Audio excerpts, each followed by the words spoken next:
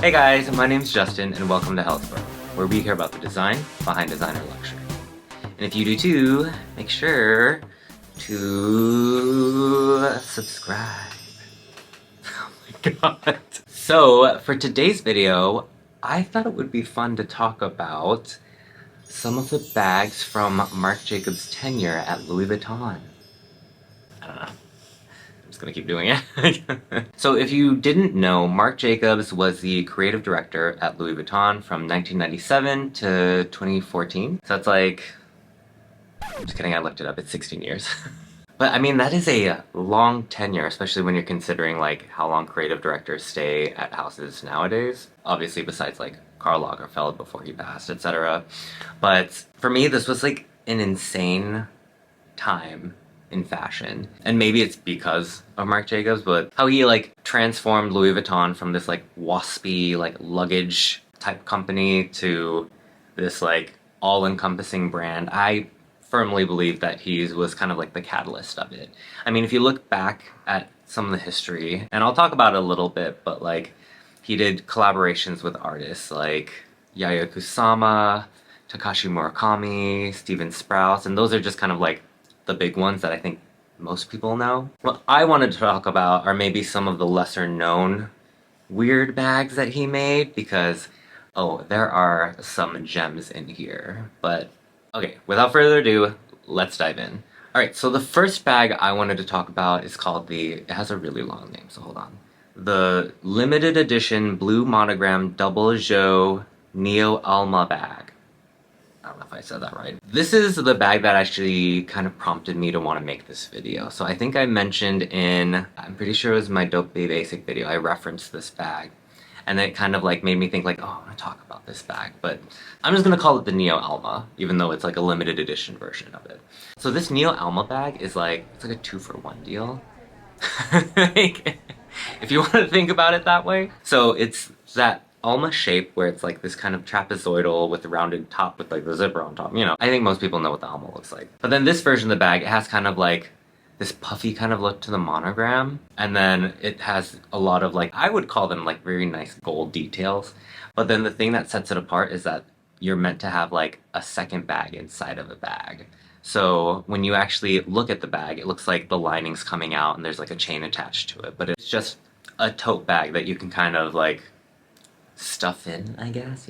Or you can take it out and wear it separately. And for me, I love this bag because it feels very like of the era, like very like Y2K, but not so much in that it's like, it's not super gaudy. I think it actually would work to carry as a bag now, and you wouldn't even think of it as like, oh, a Y2K bag. But like, what is it? It's a blue light special. You head to the diner, you get the 2-for-1, it's done. And that's exactly what Louis Vuitton is offering with this bag. You know, back in 2000, I don't know. Alright, so the next bag I want to talk about also has a really long name. Limited edition neon noir monogram Motard Firebird Bag. I don't know how to pronounce French. You actually might be familiar with this bag if you watch Sex and the City. In the show, which I didn't really watch, Sarah Jessica Parker's character gifted her assistant, who's played by Jennifer Hudson, a bag. And there was like this huge uproar at how ugly this Louis Vuitton bag was, which like, I think it's rightfully deserved. It somehow feels very like 50s housewife, but like in that like neo-futurist sense, kind of like the Jetsons, where like it looks futuristic, but in like a very dated way. That being said, this is a collaboration with Richard Prince. I think I'll make a video about collaborations, so keep an eye out for that. Because there's so many collab bags that like I couldn't fit all of them in here, but I just had to talk about this one because it's insane. It's a velvet bag that's mixed with patent leather, and then the monogram is embroidered on this bag, and then there's like little resin stones on it. I think I already said how I feel about it, and like I use the term ugly very loosely. Like if I could own this bag, because it's like place in fashion and pop culture history, I think is amazing. But it's ugly, and it is this very kind of like, if you ask like a 50s housewife the handbag that she would want to carry in the future or something like that, I don't know, it just gives that vibe to me, especially like these like very awkward colors. I don't know. It is what it is. Next bag. So we're almost halfway there. So if you think all of these bags are ugly, you know, just stick around. We only have 3 more, so, you know, we're almost done. I like the idea of like, oh, this is terrible. I'm gonna keep going. But then this next bag is called the Underground Duffle Bag. This one I think I actually like. I mean, we've seen the trend of like half and half bags from like Gucci and like smattering of other brands, right? Other brands. I think what's interesting about this is like, when they say it's a duffel bag, they don't mean like, what is that bag called? Like when it's a speedy but it's big. Like that kind of duffel bag. They don't mean that kind of duffel bag. They mean like the kind that sailors used to carry, because it has that like tall cylindrical body, and then they cut it in half, and then you have like this, they call it like the rose color for this version I'm talking about, and then mint on top. You see the bag right here somewhere, I'm assuming. And that's like not the craziest thing. For me, the craziest thing is that there's little like, it looks like there's like little plastic beads hanging off of it. It's the combination of bag shape, the half and half with the mixed leather, half of it's monogram, and half of it's just like a plain leather. And then, I mean, the black strap is fine, but then like all these little applique type dangly bits and bobbles coming off of it, I do not get it. I would carry this though, and I would carry it on a plane, so I could be like, yeah, I'm a sailor, or I don't know. I guess a sailor wouldn't be on a plane. You know what I mean. Alright, so the next bag I want to talk about, I actually mentioned it before in my, like, my faves on Vestiaire Collective video. I'll link it up in the corner. This bag, it's patent leather, and it, like, basically, it just looks like a trash bag, and I love that about it. The interesting thing to me is that this bag came out in, like, 2011 or something like that, 2010, 2011, and there was such an uproar. People were like, how can you sell something that looks like a trash bag? Blasphemous to, like, the Louis Vuitton house. How can you do this? I think at the time, like, fashion scandals were, like, I don't know, I feel like there wasn't as much craziness going on back then. But then, like, I mean, we just saw in the Balenciaga, I think it was the Fall/Winter 22 runway, I'm pretty sure it was, the one where it was, like, the ring with the snow. Some of the models were carrying bags that looked like trash bags. And actually, the structure of those bags is very similar. They have like the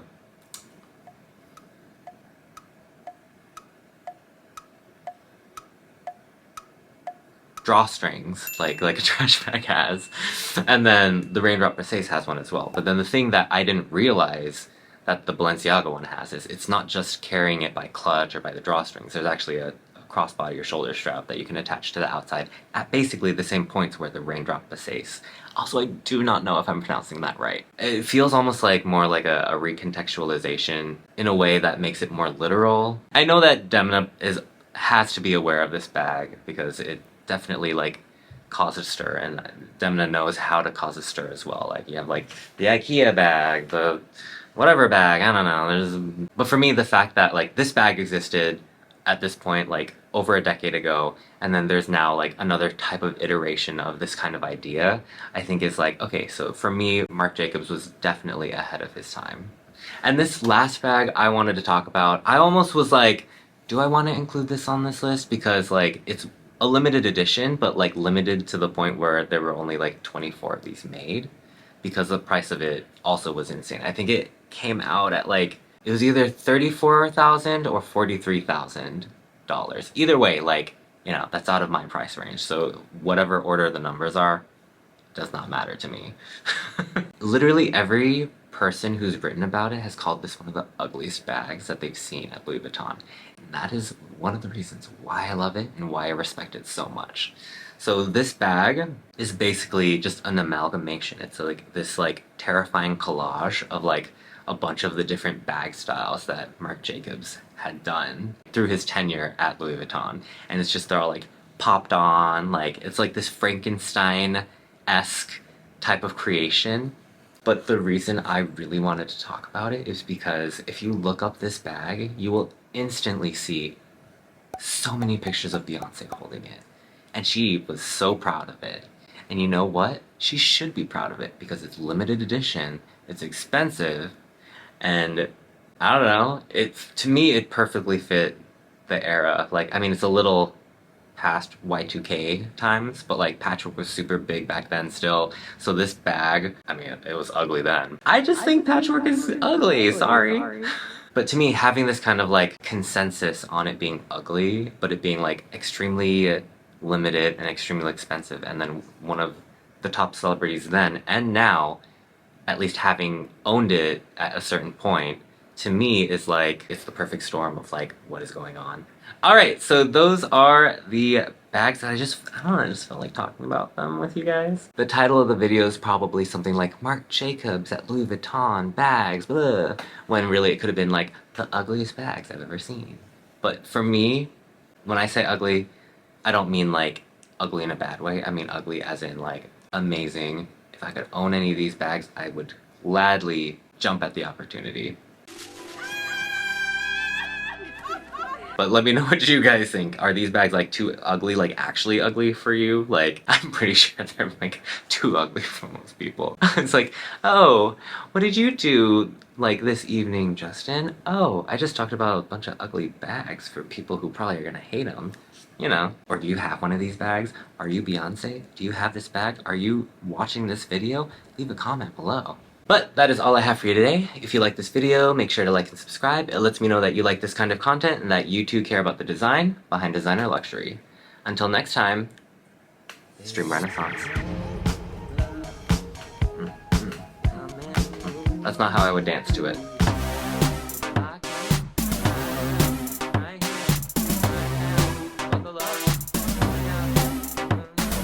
There's a lot of words in that song.